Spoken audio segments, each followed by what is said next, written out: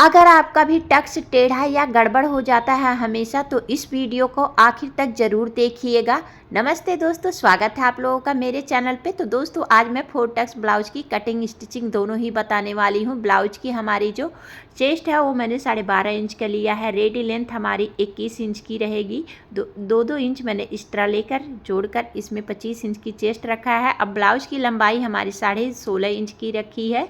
Ready करना है मुझे 15 इंच पे, तो यहाँ पे मैं शोल्डर ली हूँ 6 इंच की और आर्म होल हमारा 5 इंच 2 पॉइंट पे कट किया है। अब हमारी जो नेक है इसे मैंने 6 इंच 2 पॉइंट पे रखा है। 6 इंच पे हमें रेडी करना है। ऊपर से गले की चौड़ाई रखे थे 2 इंच, नीचे से 3 इंच की। अब हमारी जो शोल्डर है उसके बीच में हम इंची टेप रख लिए हैं। इसके बाद 10.5 इंच पे हम टक्स पॉइंट लेंगे। क्योंकि हमारी ब्लाउज है 15 इंच की लंबाई, इसलिए 10.5 इंच पे लिए हैं। अब यहाँ पे हमें जो हमारी 4 टक्स है, मेन ज़रूरी बात यहाँ पे है, तो ध्यान से ज़रूर सुनिएगा। अब यहाँ हमें इस तरह से सर्कल बनाना है। सर्कल बनाने से जो हमारी टक्स पॉइंट है ना, वो बिल्कुल बराबर में मिलती है। अब यहाँ पे मैं मार्किंग कर रही हूँ हमारी जो हुक है उसकी। तो हमारे 2 हुक के बीच में हमारी जो बीच वाली डॉट रहती है उसकी मैं मार्किंग कर रही हूँ इस तरह से। अब कॉर्नर के आधे इंच दूर से हमारी आर्म होल से डॉट की लाइनिंग कर रहे हैं यहाँ पे। अब हमें इस तरह से दूरी रखना है, नापना है। ये देखिए मैंने उंगली से नाप लिया है। इसके बाद साइड से जो हमारी टक्स होती है उसकी मार्किंग कर दी है। अब नीचे से भी हमने मार्किंग कर दिए है। अब यहाँ पे एक चीज़ का आपको ध्यान रखना है, बिंदु के बिल्कुल सीधी लाइन पे हमें नीचे वाला मार्क करना है। और जो हमारी दूरी है देखिए बिल्कुल बराबर में आई है 4 टक्स की।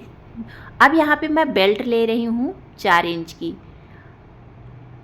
और उस तरफ से मैं 1.5 इंच की रख रही हूँ।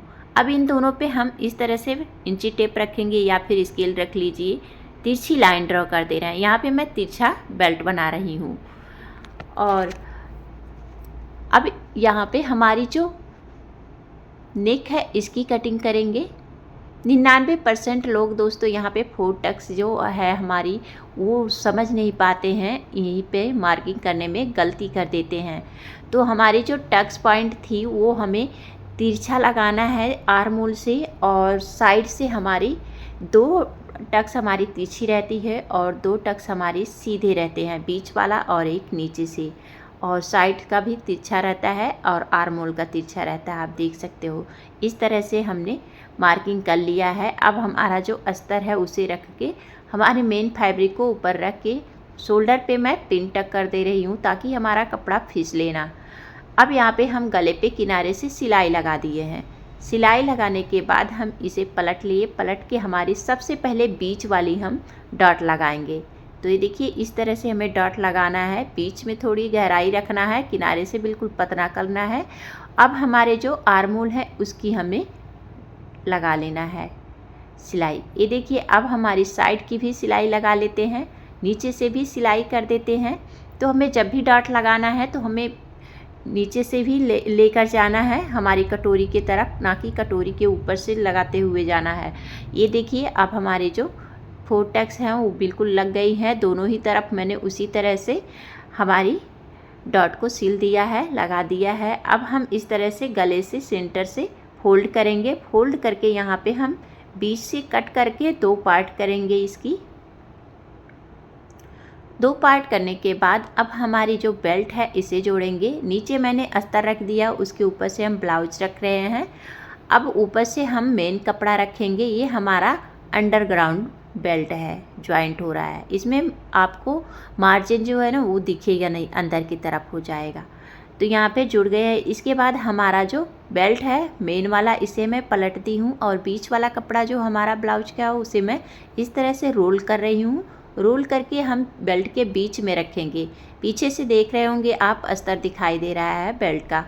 अब हम उस बेल्ट को पलट कर हमारे मेन वाली फैब्रिक पे रख के सिल देंगे। बीच में जो हमने कपड़ा फोल्ड किया है उस पे सिलाई बिल्कुल भी नहीं चलाना है।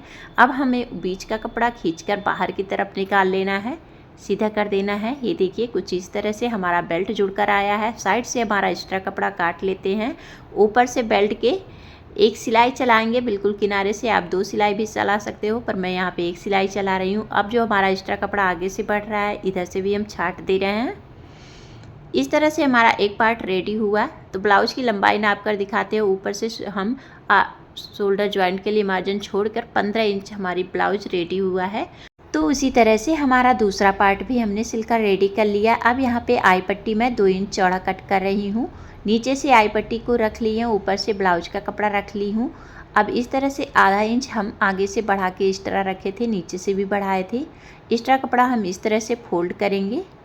फोल्ड करके जहाँ से हमने ज्वाइंट किया है इस पट्टी को, वहीं पे ही रख के हम सिलाई लगाएंगे। और जो हमारा आई पट्टी है वो हम मेन फैब्रिक से लगाते हैं। यहाँ पे मैंने आई पट्टी पे 2 सिलाई चलाया है। अब हमारी जो हुक वाली पट्टी है वो हम अस्तर से लिए हैं। इस तरह से हमने रख के सिल दिया है। अब पलटकर इस पे भी एक रफ सिलाई लगाएंगे, बाद में हमें इसे तुरपाई करना रहता है। आगे से एक्स्ट्रा कपड़ा जो बढ़ रहा है उसे हम छाट कर निकाल दिए हैं। अब एक हम पाइपिंग पट्टी लिए हैं 1.5 इंच चौड़ा। अब यहाँ पे हम गले पे रख के सिल देंगे।